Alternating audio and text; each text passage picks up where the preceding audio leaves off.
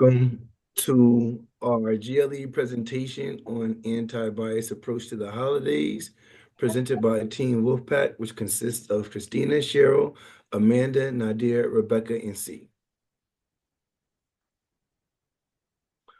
First off, I would like to start this off with the land and labor acknowledgement. We acknowledge that we are on the traditional land of the Coast Salish peoples, specifically the Duwamish people, the original stewards of this land. We honor with great gratitude the land itself and the Duwamish tribe. We recognize the ongoing injustices and dispossession that indigenous peoples um, face and continue to face, and we commit to honoring indigenous sovereignty and working towards reconciliation. Um, Also, this month is Native American Heritage Month, and there's many ways that we can celebrate and observe this month. We can do it in our classroom by creating educational activities like reading books by Native American authors, exploring children's books that could talk about the culture and contemporary issues.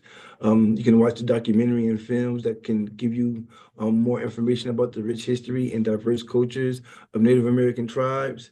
There are local museums within King County and Pierce County that can be seen as local cultural centers where you can discover exhibits and artifacts that showcase the local Native American cultures and heritage.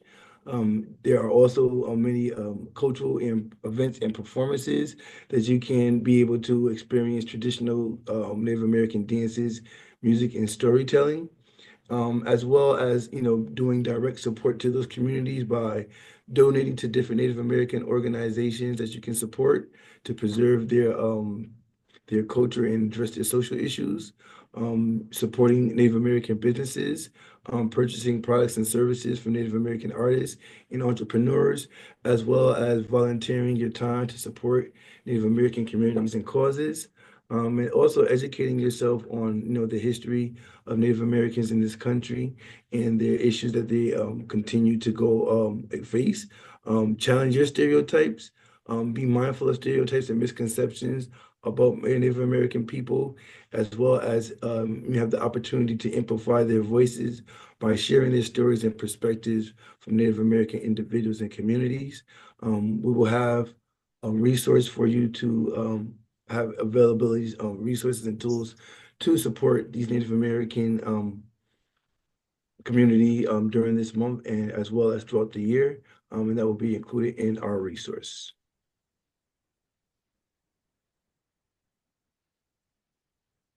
So this presentation aligns with Bright Spark's mission to nurture and sustain child-centered, anti-racist early learning communities, and we appreciate you that you're here to be a part of this mission.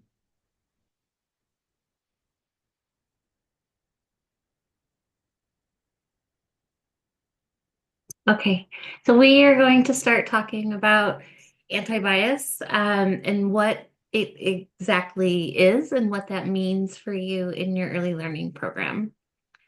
So anti-bias is an approach to teaching and learning that is designed to increase understanding of differences and their value. An anti-bias approach in early childhood education uses values-based principles to encourage respecting and embracing differences while acting against bias and unfairness. The goal of having an anti-bias approach the goal of having an anti-bias curriculum is to create a climate of positive self and group identity so that every child will achieve their fullest potential. Anti-bias curriculum in education really, excuse me, has 4 goals to it. The first goal is about identity. We want children to be proud of who they are, where they come from, and their community without feeling the need to be superior to anyone else. The second goal is diversity.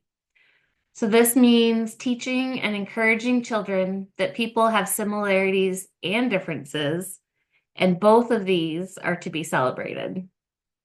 By using respectful language, actions, and feeling confident in expressing these differences, these are all steps to treating people fairly.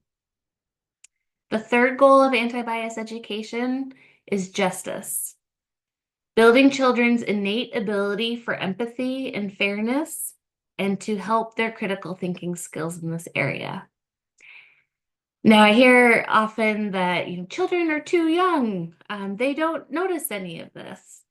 And that's not true. Especially preschool children. I think, as I remember in the classroom, I couldn't count the number of times I heard a child say, "Well, that's not fair." Fairness is intrinsic. They understand it right away. They notice differences. So really being intentional in using anti-bias education helps them achieve these goals. The last goal for anti-bias education is activism. So it is giving the children tools to speak up and tools to act up against unfair, hurtful, and biased behavior.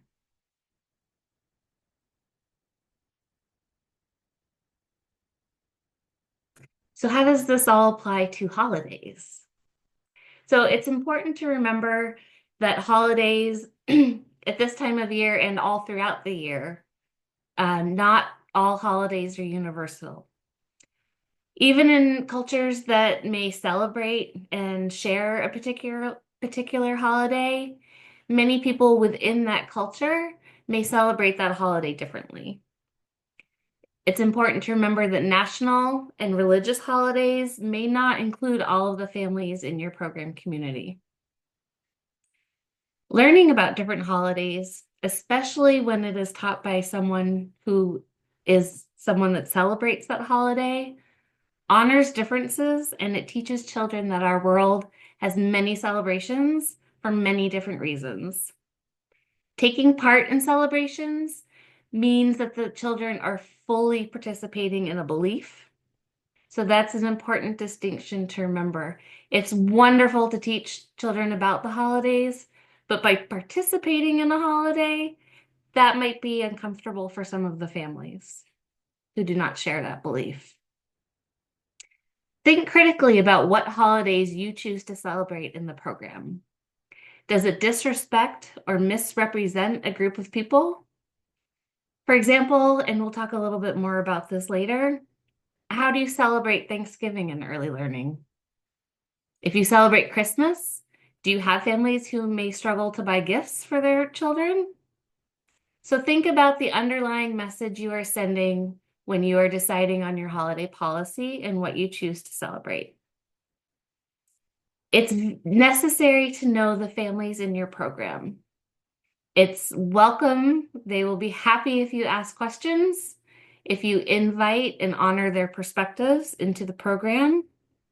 When you know who is at your school, you can then craft a holiday policy that will respect everyone.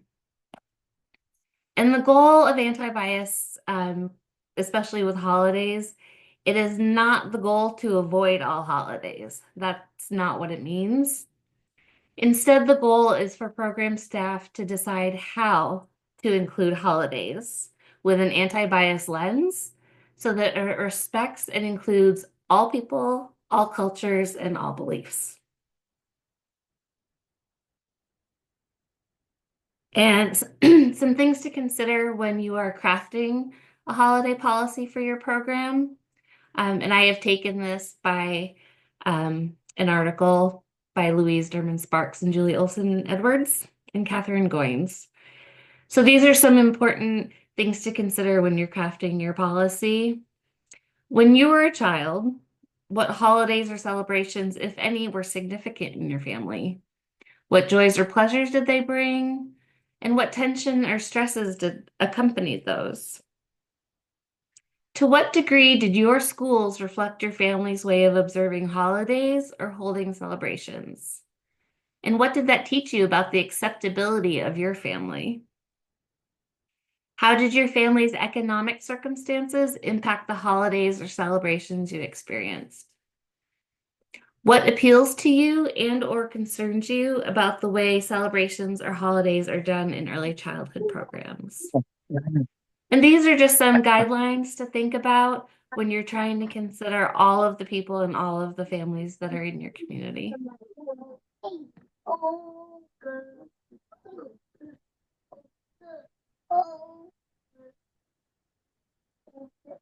right, thank you, Rebecca, for touching on anti-bias. I wanted to key on a couple of those words that you talked about in the goals, identity and pride.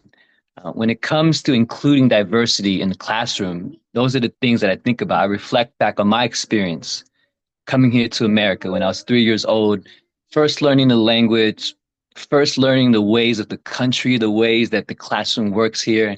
And I just remember the sense of belonging and how that was so important to me and how I felt for me that was missing. And as a child going through school and celebrating all the different holidays, the feeling that I had was all the people place such importance in all these holidays. And because my holiday wasn't celebrated or acknowledged, I always felt like those holidays were not as important. My holidays were not as important. So to include diversity in the classroom, to do it authentically, to do it in a way where you know your students, you know the population in your classroom, you foster a sense of belonging. Students feel proud of their heritage and they know that it's okay to celebrate the tradition, that the tradition is important enough to celebrate along with other traditions. I used to think holidays that were celebrated at home were less than Christmas, less than Thanksgiving, less than Veterans Day. We didn't get days off for those days. We didn't get it acknowledged in the same way. And just simply acknowledging a holiday can help a child view their own self-worth a lot differently. One of the ways you can approach this is to find a way to survey families. Ask them what traditions are important to them, what traditions they celebrate at home. It could be that mom celebrates something, but we've never seen dad, and dad could celebrate something completely different. They have multiple different variations of a culture that they celebrate within the family. And it's good to know that, it's good to have that information, and it's good to know what level that they would like to also share and have that be a part of the classroom as well. Take the time to research and mark those dates on your curriculum calendar. Once you have those conversations and you know that this holiday or this New Year's coming up, if you're not able to do anything big, at the very least, acknowledging in the classroom or having a conversation about it helps and makes the student feel like they are included, like they are acknowledged. For myself, when I was in the classroom, having a circle time dedicated to talking about it, having families share about it too, is always a good way to bring that into the classroom. Let's go to the next slide.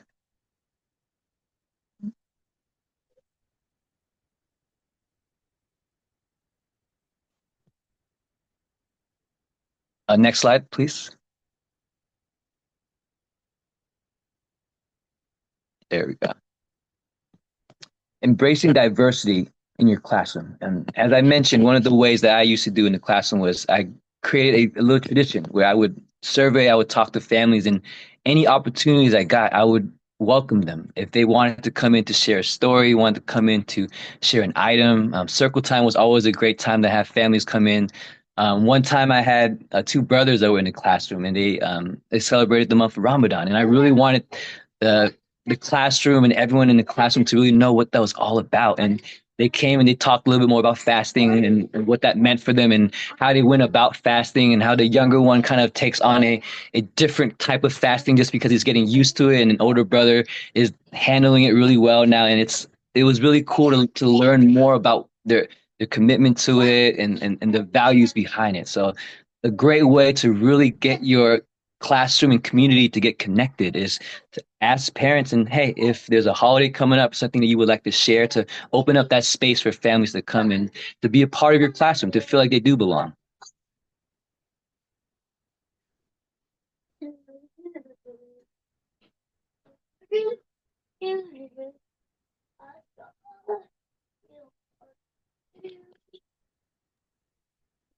So now we're going to talk about universal values and how to reinforce them in the classroom. So these are values that kind of transcend everything and everybody can participate, regardless of how you celebrate. So one of the first universal themes is giving and sharing. Encourage children to share toys, help friends, or donate to charity. Discuss the joy of giving and how it makes others feel good. You can bring in gratitude and kindness, which is something that we should do every day, but you can guide children to express gratitude for the things they have and to practice acts of kindness towards one another. And then family and community. Highlight the importance of family and the community bonds, discussing how these connections provide support and love. Hope and new beginnings. Explore the concept of hope and new beginnings, such as setting goals for the new year or looking forward to spring.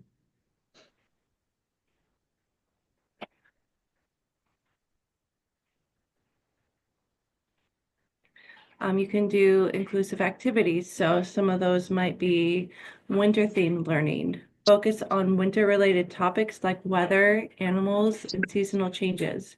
Engage children in activities such as building snowmen, making snowflakes, or learning about winter sports. You can do community service projects. So organizing simple community service projects such as collecting food for a local food bank or making cards for elderly residents. You can do cultural exploration. So learn about different cultural celebrations around the world, emphasizing the universal themes of peace, love, and joy.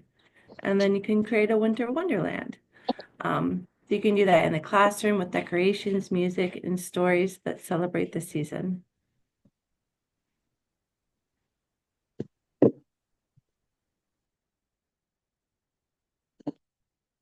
So we talked about Thanksgiving, and that's one of the holidays and celebration that is coming up, and one that has been often been discussed and celebrated, and we've had many conversations all throughout about how to approach teaching Thanksgiving.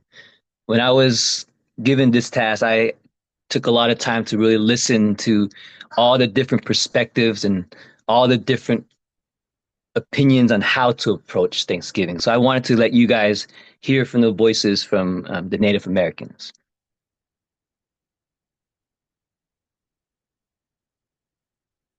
If you guys can click on the link where it says the real story, that it's embedded within the YouTube. It's embedded within it. Yeah. Took me a while to learn how to do that. Oh no, ads. There we go. This one's a very powerful video, but it tells the real story and how they really feel.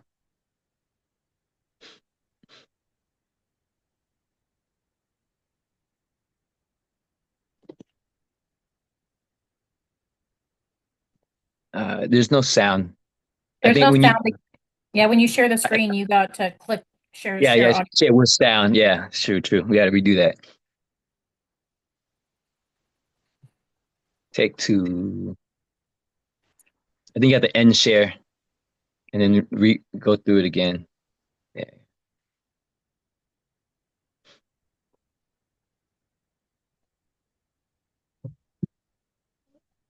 The most important takeaway that I got from watching those videos is to acknowledge the truth, process it, and then embrace the values that we are, the intentions behind celebrating Thanksgiving, to embrace those values. Let's hear from the real stories. Happy Thanksgiving, America. I'm Donna, and I'm here with my friends to tell you the real history behind this holiday. Growing up, I knew that what they told you in school about Thanksgiving wasn't true. That's not the true story. The true story behind Thanksgiving was, after every killing of a whole village, these European settlers celebrated it, and they called it Thanksgiving. But it wasn't until Abraham Lincoln became president that it became an official holiday. He ordered 38 Dakota men to be hung for war crimes. After the sacred holiday Christmas. We take this time to remember our elders who lost their lives due to what really happened. Usually my mom makes a Native American dish for us and we pray. Growing up, I would be kind of annoyed that they didn't know what actually happened on Thanksgiving and that they're actually celebrating the deaths of many people and many tribes that were lost. Whether it's to give thanks or to be with your family, you should learn how the holiday was established in the first place. I'm thankful for being born indigenous to this continent. I'm thankful that I still have my culture. I'm thankful that my elders kept our culture alive all these years. I'm thankful to be indigenous, resilient, and alive. I'm thankful for us all to be able to stand together, stand strong, and stand as one. Happy Thanksgiving, America.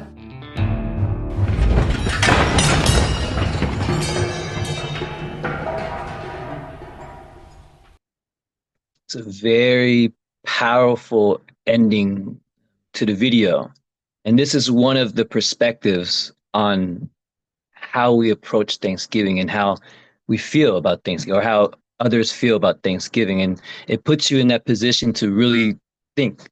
Every celebration and every tradition, it means differently for everyone, and to acknowledge what it means and the pain behind it. That's the first important part. And in the classroom, in choosing how to approach that and what to do next. Let's go to the next slide. I want to show you guys another perspective on Thanksgiving as well, because there is a lot of pain, and that's one of the biggest things, is to feel their pain, to try to understand their pain, hear their stories, but to also see these other perspectives as well. And I was surprised in my research and listening to know that there is this other perspective too. So if you guys can click on embrace different values, different views, I mean.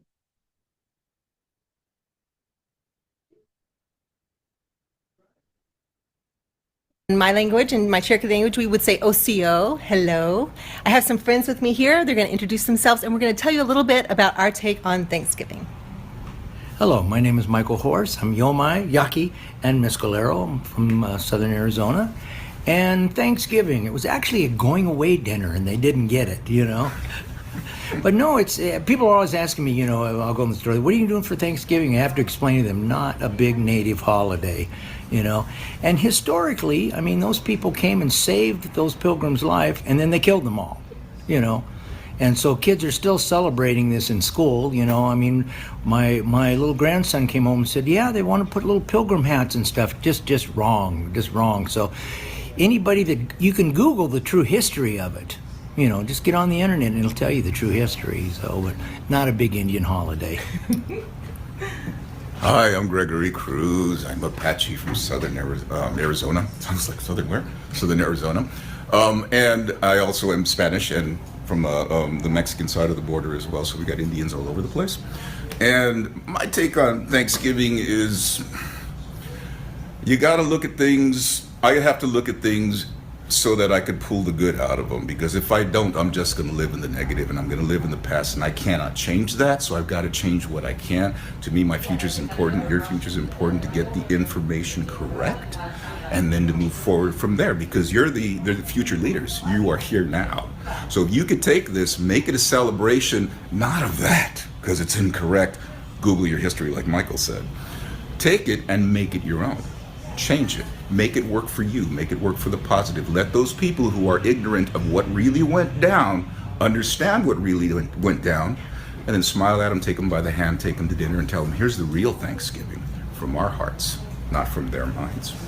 Hi, I'm Amanda Snelling. I'm from Southern California, but my family's from Oklahoma. My grandma was Choctaw born and raised. She went to all of the powwows. She even chanted. She taught me how to count, and I don't remember. And she explained Thanksgiving to me as we had to celebrate it, that we have our family, that we are able to know the truth, and that's why we celebrate it. We don't celebrate it for the reasons that maybe they teach you in school. We celebrate the fact that we have our family and we have our heritage, and that's what we get out of it. So I think that's important. Thank you. You're welcome. We can end the video as from you there. can see, Native families from across the United States, Canada, Mexico. Thank you for showing that. And I think it's important for us to hear the different perspectives, because I believe all the emotions and all the feelings that were expressed in both videos are valid, and both should be taken on. But I also like that second view as well, is we do move on and we do view these values as good values. And that's one of the things that is, I feel like in my research, was the biggest contentious part, is when we are the people that are against the idea of celebrating Thanksgiving. We are not. They are not against the idea of gratitude. They are not against the values of coming together, of being grateful. It's the history behind it that is making it hard for them to celebrate. And for me, I wanted to reflect myself personally, and I think that's the only way for me to authentically really know is because I'm not native myself. I don't understand their pain. I don't know what it feels like, but I know who I am as a Vietnamese person. And I know the pain that I know in my culture. When I was teaching in fourth grade, I remember they had the North Vietnam flag up, and that's the Vietnamese flag that represents Vietnam now. But for me, when I see that flag, I think of the day where we lost our country. I think of the day where our people were discarded and, taken out their villages and told to leave, so it, it hits differently for me. And I want people to also think as well as on those days that is your saddest days, imagine it being a celebration somewhere else and how you feel about that. And with Thanksgiving, that's where we have to really tread that line very carefully with how to approach teaching in the classroom and what best way to do it. Let's move forward to the next slide and we can continue discussing the different ideas and possibilities to bring into the classroom.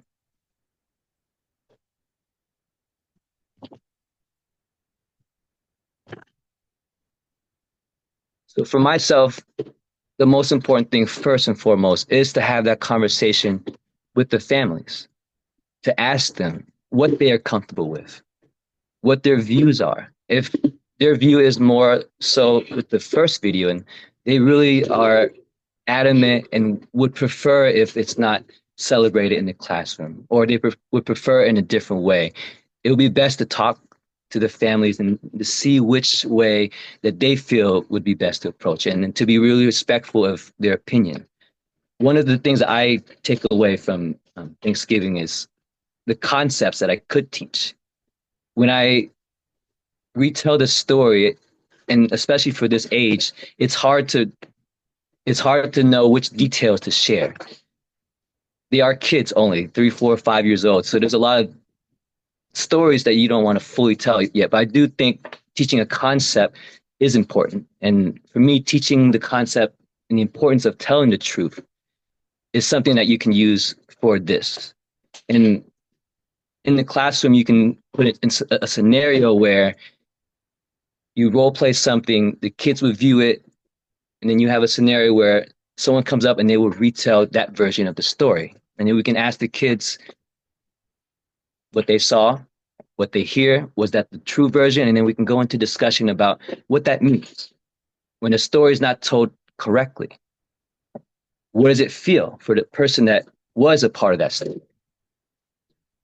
Do they feel bad about that? Do they feel like they are embarrassed now? Do they feel like they are there's a lot of emotions to discuss when talking about telling the truth. And I think this is a concept that teachers can latch onto and find a way to appropriately teach in the classroom and use this as a concept to talk more about in the light of Thanksgiving. Let's go to the next slide.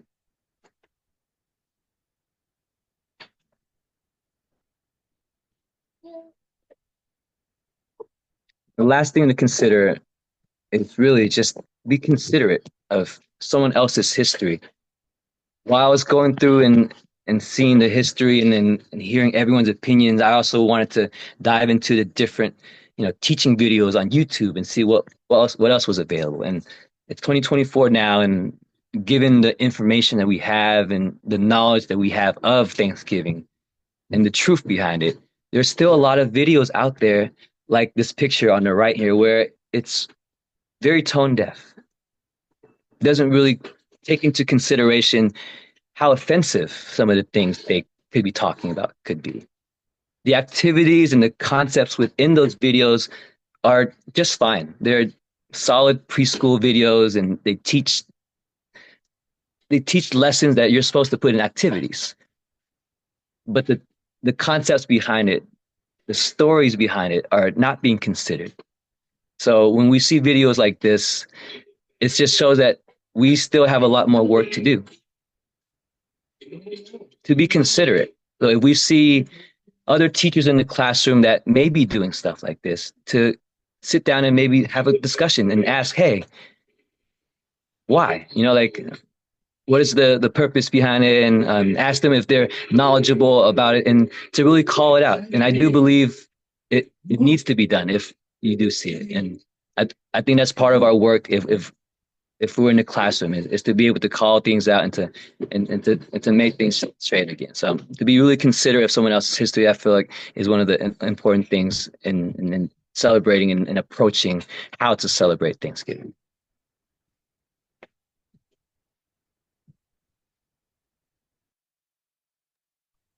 All right, so next, thank you, C, for sharing that.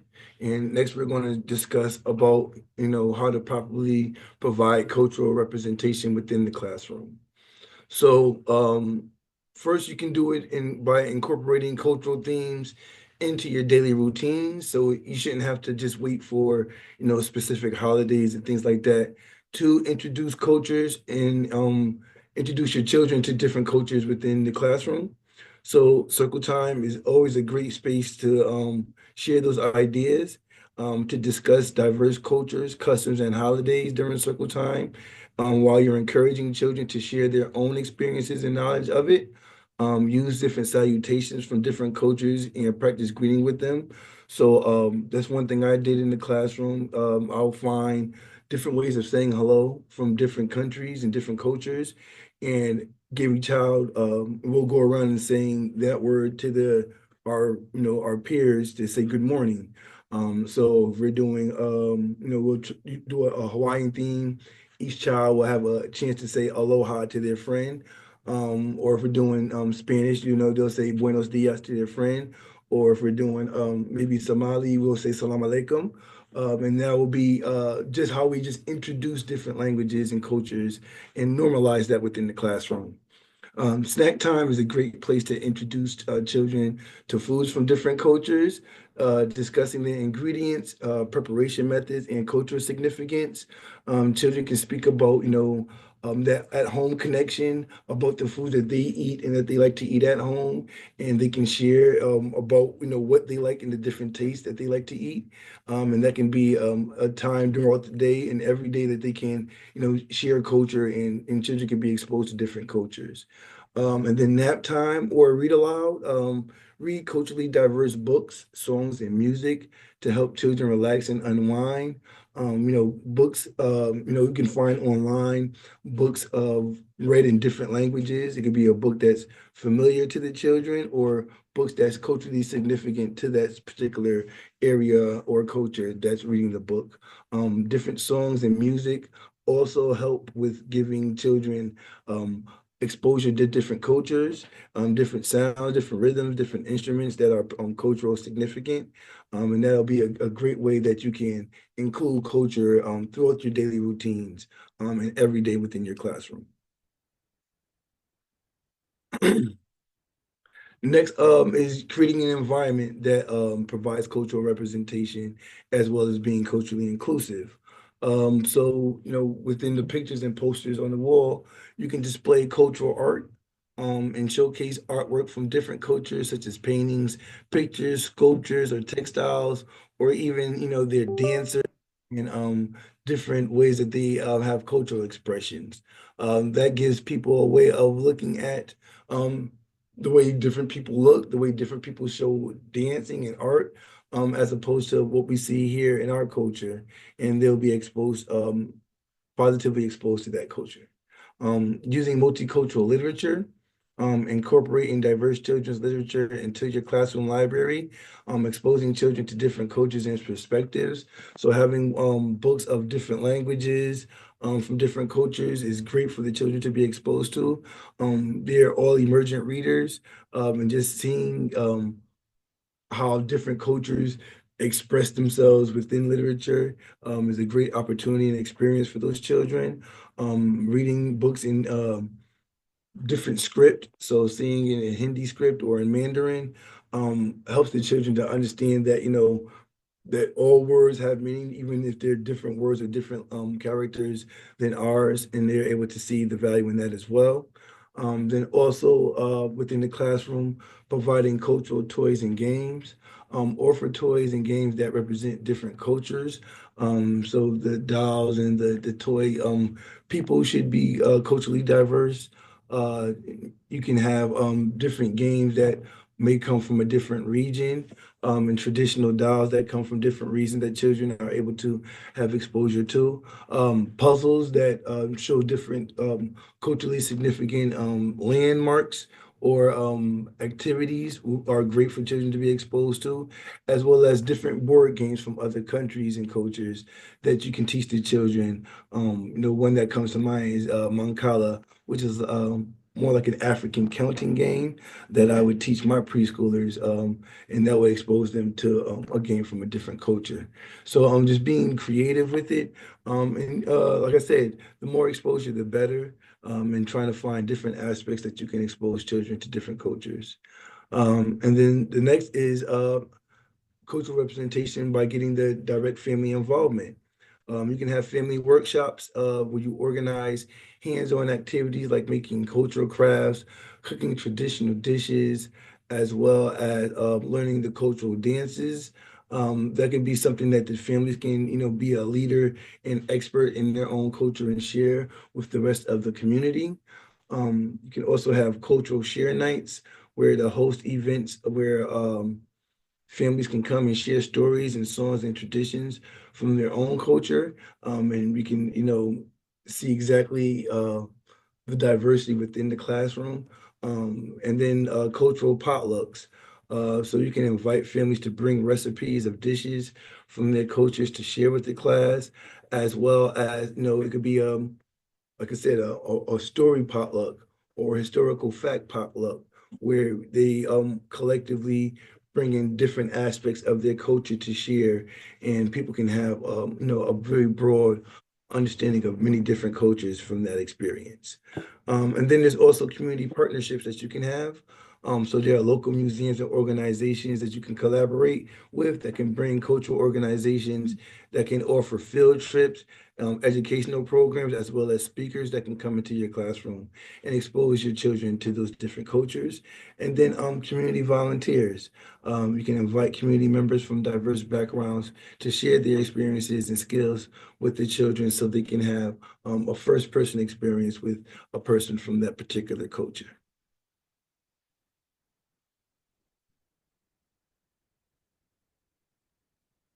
Thank you, Nadir. Next, we're going to talk about culturally responsive holiday activities. So we know that November and December are times of year with a high number of holidays, and not just here in America, but around the world. Some activities that we can incorporate those holidays into your classroom while still being culturally responsive.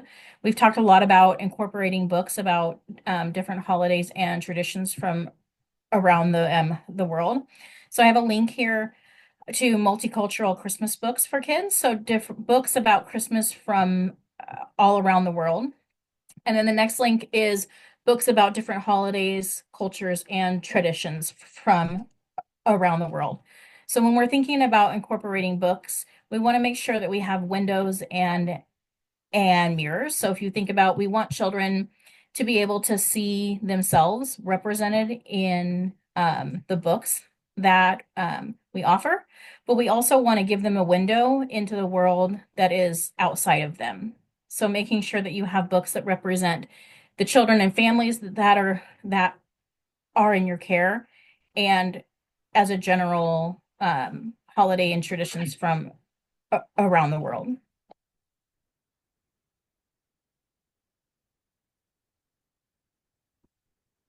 Some other activities I know we've kind of talked about is creating a class recipe book. So having your families bring in their traditional recipes. Those can be recipes that are around holidays, or maybe just a traditional recipe that the family cooks year round. And you can create a class or a recipe book with those. This gives and creates opportunities for children to make these recipes and experience the traditional foods of their classmates. A big one we've all talked about is to incorporate families. Talk to families about what they celebrate. What are their holidays? You can have the families bring in different items from their home that might represent a holiday or a tradition, and have them do show and share and talk about that, giving them opportunities to talk about those. And then you can have the children create a book about their different holidays and traditions. One of the ones that's not on here that I thought was great was having each child make their own mask, because I know around Halloween, children like to dress up. Not all children dress up, but to have a way to make the children have that experience, and then sending home a mask with a child and having the families work on that together as a project, and then bringing it in and then having the children talk about their mask. What is it about that mask that is important to them? Why did they choose the items on it? And then if you wanted to, you could have a classroom mask parade where you walk around and show off their masks. And then display photos of people from around the world celebrating their traditions and holidays. You can also have families bring in pictures of themselves celebrating family holidays as well.